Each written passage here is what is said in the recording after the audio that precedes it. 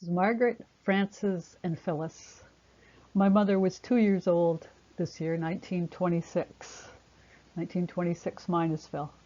Mom grew up in a large rural family, 14 children in total. She was the second youngest, Shirley not having been born yet. These 3 children would all be impacted differently by the war that arrived as they were entering adulthood. Christmas 1936. As head of this large multi-generational family, George Hamilton was a quiet man with firm convictions. He was away working for periods of time, leaving Grammy to coordinate the running of the household, the farm, and everyone pitched in to various degrees. Edward, the oldest son, had gone out west by this time, in Saskatchewan and Alberta. When this picture was taken, Grammy had been ill for a few years, and she died the following February. Abby, the oldest sister, and at the top, the back row, had returned from Hamilton, Ontario on Christmas Eve.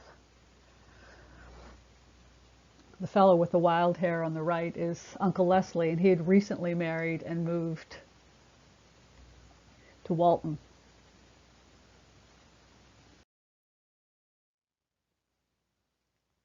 This is June of 1940. Mom on the left is nearly 16, and Shirley, the youngest, is 12. The summer of 1940 saw the first of a flurry of weddings spurred on by the urgency of the war. In this photo, Sister Sarah had just been married. Grace, who's standing next to her, was married the following spring, and Clara, to the back, in October of 1941. It was also 1940. The older sisters took turns being at home with the younger ones after Grammy died. Clara took the Minusville school that fall. She, Mum, and Shirley were the only ones at home. Margaret had been taken in hand by Abby and was in Newfoundland, and Frances was working at a farm in Burncoat. By Mum's account, it was a companionable winter, though she grumbled about early morning milking. Shirley's was always late at getting up. And the chores, particularly weeding turnip. Elmer, Clara's beau, had joined the U.S. Navy, and they were married in Boston in October 1941. Mum spent Christmas of 42 with them, taking the train from St. John, New Brunswick to Boston.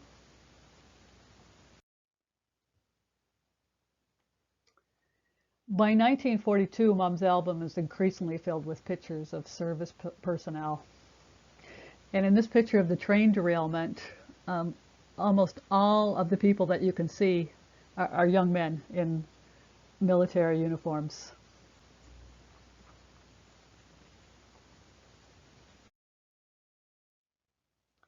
In 1942, one of Mum's sisters, probably Esther, encouraged and then paid for Mum to take a commercial course in Amherst. She studied basic bookkeeping, typing, and shorthand, and she graduated in June of 43. She lived in a boarding house and shared with another young woman. And this was her first independent living. I included this picture because it was still rare to see women wearing pants at that time. Her 2 companions are both in skirts, and they're all wearing scarves and jackets against the wind off the marsh. But Mom is in pants. A month after this photo was taken, Mom enlisted in the RCAF Women's Division at a temporary recruitment center in Amherst. And this was the type of recruitment poster Mum would probably have seen. The push was on to increase women's participation in the 3 services, and their labor was needed to release men for combat.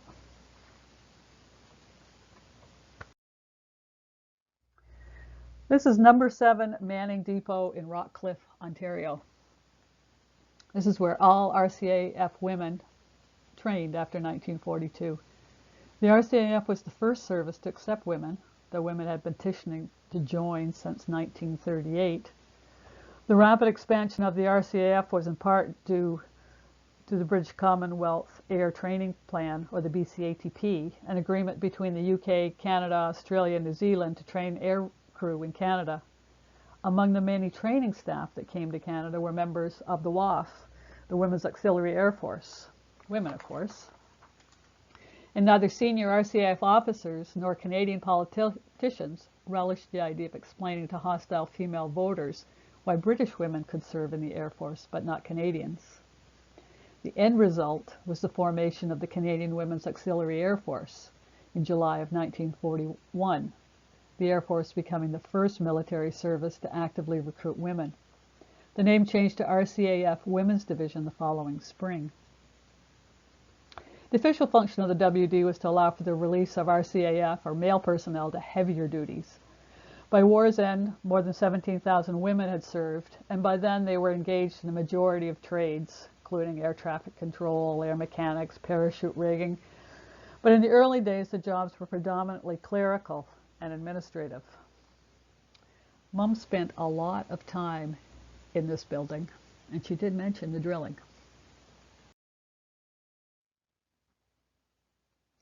In an article that Mom wrote for a Remembrance Day issue of the Bayview Journal on women in war, she recounts her early excitement. What an adventure I was beginning.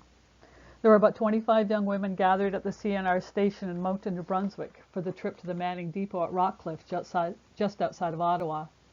My first overnight on a train. Breakfast at the Windsor station in Montreal and then on to Ottawa. Imagine me, a child from the shore, actually in Ottawa. Mom goes on to describe the busy following days, from being fitted for uniforms to learning when and who to salute. Sleeping in an upper bunk was a challenge. They had days of classes and drilling, lots of drilling. She writes, during our time in basic, we sorted ourselves out, and not only by size on the parade square, but into compatible groups where we felt at home. The uniform became part of our lives, and we knew we were an integral part of the war effort. It, of course, wasn't all work. This is a picture of a sports meet where Mom came first in running. There was also weekend passes to Montreal and Ottawa, which Mom totally enjoyed, particularly with her friend Hazel and Mary Wallace. This is Mary's graduation picture from basic. Mom's being lost to time. There was many women. In 1943, there had been heavy recruitment, and there was many women leaving basic at the same time. After graduation, the women were posted to various centers for trade training. Because of her business course, Mom became a clerk steno and was sent to Toronto for training. This is her graduation from trades training. Mom's the top right.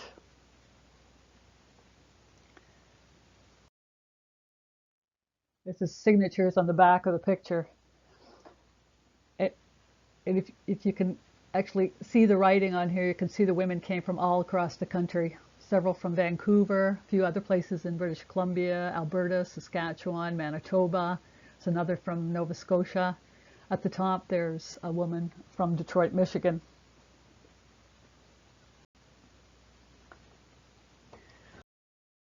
Mom's first posting was at the flying station at Lethbridge. She worked in an administration office in a training hangar, surrounded by its smells and sounds. Years later, when my sister was living in Gimli, Manitoba, Mom visited the hangar there. And the smell of oil and grease and the sweet smell of high-octane gas took her right back to that first posting.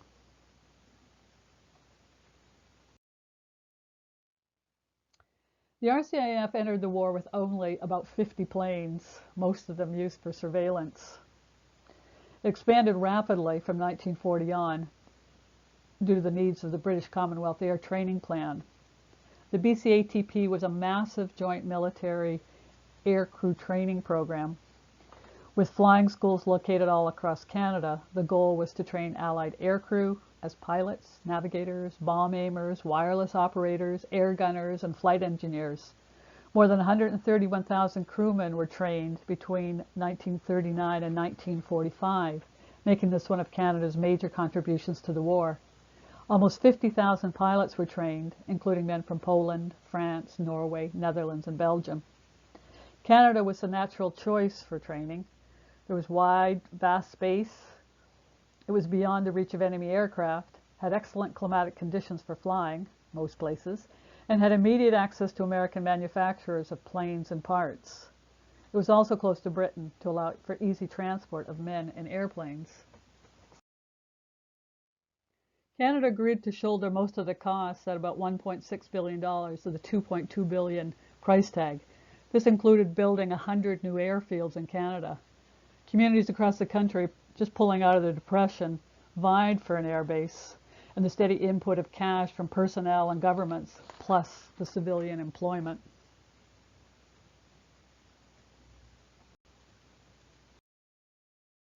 Mom spent only a few months in Lethbridge before being posted to the Rockcliffe Station, the heart of the British Commonwealth Air Training Plan. She worked in the Orley Room, the business center of the station. This picture was taken there at Christmas, 1943. Sensible shoes, and one's hair was never to touch your collar. These were women that she worked with at Rockcliffe. It's a picture of Mary Wallace and Mum at a victory parade in Toronto, in Ottawa. Its theme, the 7th Victory Loan Campaign, was Invest in Victory. This is a picture from my father's collection of the Victory Parade in Fredericton, 1942. It was part of the second campaign. The Victory Loan drives were staples in wartime Canada. There were 9 campaigns in total from the 15th of June, 1941 to 1st of November 45, and together they raised $12 billion, about 52% of that from corporations and the rest from individuals, a very large sum from a population recovering from economic collapse. They used many methods to raise these funds. They produced posters, some which preyed on fears, some sentimental, and some humorous. Many of them were quite lovely. And there were also dances.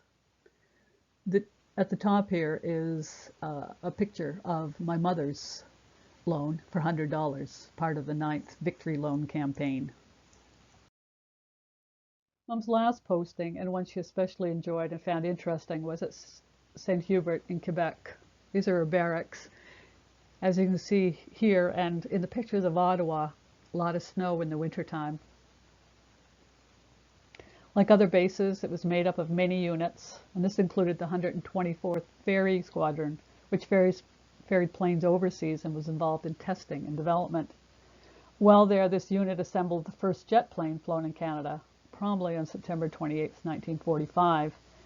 Of that she writes, "I remember the morning we watched breathlessly as the plane zoomed down the runway, taking off at an amazing speed into the great blue yonder.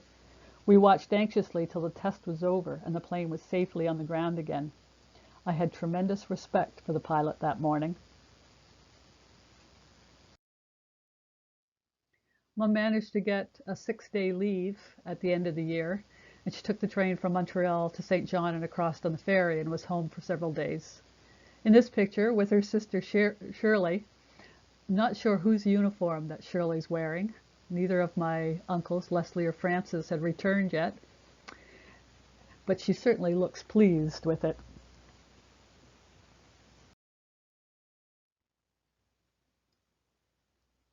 While on base, all personnel spent much of their spare time at the canteen. The women's division had a canteen of their own.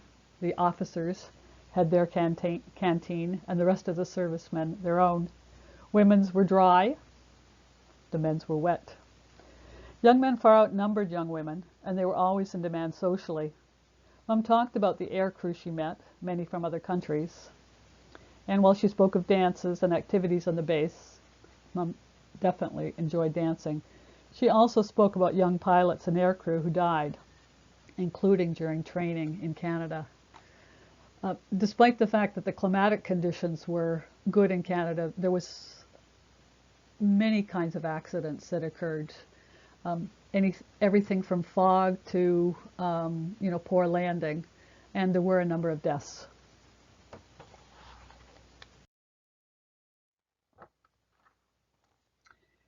Young servicewomen walked a fine line during the war. Though essential, there are many who disapproved of women donning uniforms, marching, standing at attention. This was seen as manly. At the same time, there are whispers of sexual promiscuity, venereal disease, and pregnancies, and most of it was untrue. There's amazingly little written of the dual job of providing companionship to the aircrew, the dances, the sports events, the canteen, and doing their jobs, and at the same time remaining morally unimpeachable, plus avoiding unwanted sexual advances.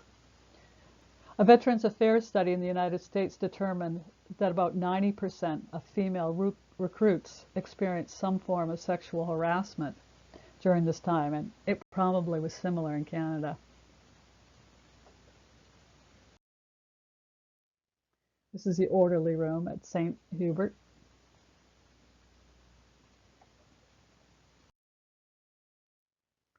This lovely portrait of Mom hung on the wall in our home when I was growing up. It wasn't until I was doing this presentation that it dawned on me that Mom had turned 21 on August 6, 1945, which was the day that the Americans dropped the first bomb on Hiroshima. This is a collage of pictures of Mom's photographs of places she visited. Was one of Charlie Chaplin, the great dictator, but mostly of the people that she met.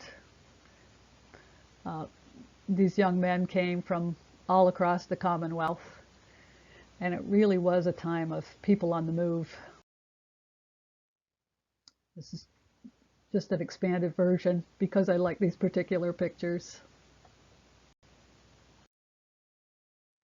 With the winding down of the war, Mom was transferred to the Eastern Air Command in Halifax, where she was discharged on December 14, 1945. She had served 2.5 years.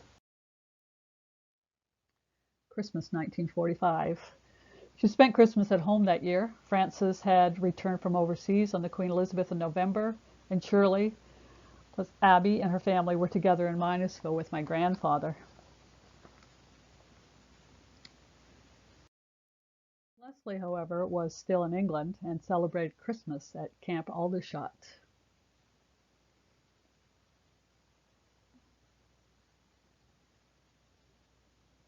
When Mom talked about that time, it's with the excitement of one embarking on an exciting voyage, and that never left her. Not surprisingly, this wasn't a universal reaction, especially among those who were involved in combat. Both Leslie and Frances had joined the Army.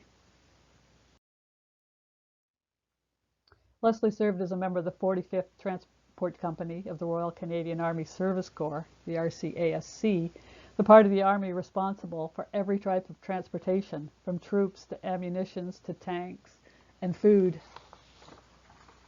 They were part of every operation and attached to various infantry units. The 45th was part of the 3rd Infantry and crossed from England to France after the Normandy invasion.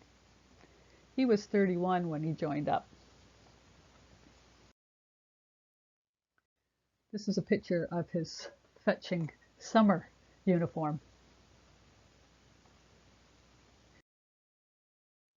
Francis was only 18, a few months shy of his 19th birthday. He did his basic training at Camp Sussex, a camp built to accommodate entire divisions and within easy rail travel to Halifax. Neither men talk much about their war experiences, but we do know that they met on board the Queen Elizabeth, a ship conscripted for troop transport, on their way to England. Neither knew the other had joined. Turns out they had identical bed numbers, but on different decks on that huge ship. They did keep in touch. Frances was billeted in Edinburgh with a bagpipe maker. Leslie seems to have moved from one end of the island to another, transporting materials and men. They both ended up in France in 1944, involved in the major Allied push.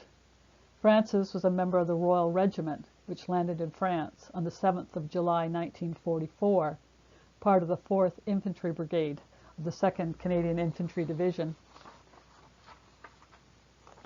They fought their way through France and on to Antwerp.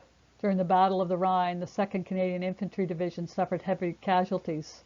By the end of that 9-month slog, the 2nd Division had the highest casualty ratio in the Canadian Army. Frances did speak about a few incidents, such as spending Christmas Eve of 1944 in a pig pen. He and a maid had gotten separated from their unit and hunkered down among the pigs, all dead, all frozen, in a Dutch farmyard. He also spoke of surviving raids when others died. His experiences haunted the rest of his life. Leslie also participated in that final push. In preparation for Operation Totalize in August of 1944, the 45th and other companies transported a total of 80,000 tons of ammunition in a day and a half, as well as transporting troops and doing their other duties. He was in Netherlands during its liberation. D Platoon was treated to a celebratory meal on October 26, 1945. I came across a newspaper article posted by a Calgary war correspondent about this time. The 45th Transport Company, under Major A.F. Tulloch, who was also from Calgary, had stepped in to fill a gap in Holland's badly crippled railway system. RCAF trucks began carrying passengers. Gaps in the system were caused by bridges being burned by the retreating German army, and much of the rolling stock had been damaged or destroyed. Operating under supervision of the Dutch railway, each truck carried a Dutch conductor in addition to a Canadian driver. During the first 10 days of the service, 110,000 civilian passengers were carried on roads between the gaps in the rail service, so a badly needed service. Leslie billeted with a Dutch family that he stayed in touch with his entire life. There were several back and forth trips over the years. The gratitude and respect of the Dutch people is reflected in their ongoing friendship to Canadians and respectful treatment of the war dead, and must have been a balm after the brutality of the war. And these were a few postcards that were collected on his travels up and down the country.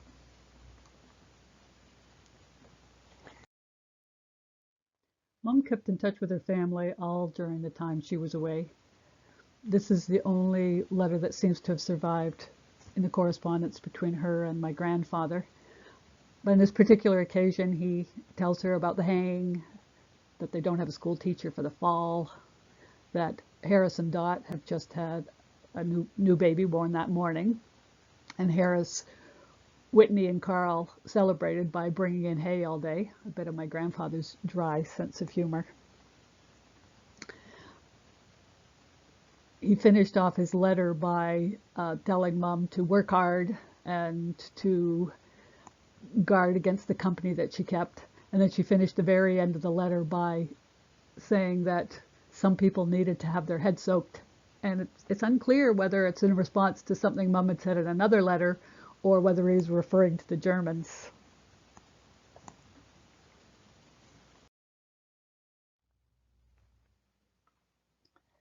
This little gremlin remained one of Mom's prized possessions from her time in the Air Force. A gremlin is a mischievous creature that causes malfunction in aircrafts. The term originates in the Royal Air Force, slang among British pilots stationed in Malta in the Middle East in the 1920s. The earliest record of its use is in a poem published in the journal Airplane in Malta in April of 1929. Author Roald Dahl, of Charlie and the Chocolate Factory fame, served in the RAF, and he had had an accident in the desert the year before. But he's credited with popularizing gremlins. His first children's novel was The Gremlins, published in 1942, when he was serving as British Air Attaché in Washington. Disney bought the rights in 1943, and the rest is history in terms of the term gremlin becoming part of popular culture. Mom accompanied Aunt Shirley to Digby after Christmas that year with the intention of finishing her high school. But not that long after she was there, she saw an ad for TransCanada Airlines, an expanding commercial airlines, which was a subsidiary of Canadian National at the time and a government-owned corporation. She initially worked in Halifax and was transferred the following year to Moncton, where she met my father. She left TCA when she was married, because at that time married women were not allowed to continue working.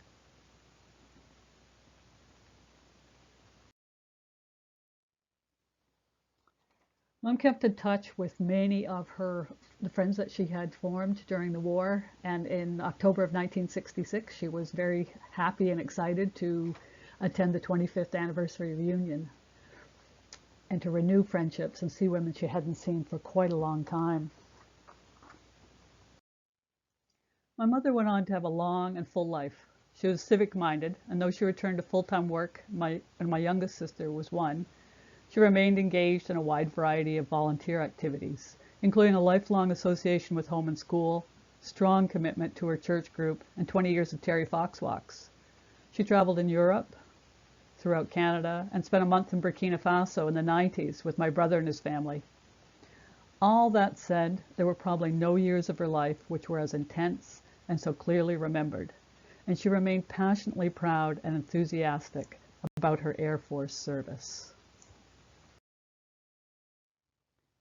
For Ardua ad Astra, the RCAF motto. This was my father's crest from Patricia Bay in BC. Through adversity to the stars. The pilots were the elite of the service, but they could not have done it without all those others. The air crews, the ground crews, and all the many men and women who served. Mom would be absolutely tickled to know their humble offerings to the war effort are remembered and appreciated. Thank you to Barb Brown for inviting me to tell her story, and to Fred for all his technical help, and to the East Hants Historical Society for hosting it, and to you for coming to look and to listen. And I thank you, and good night.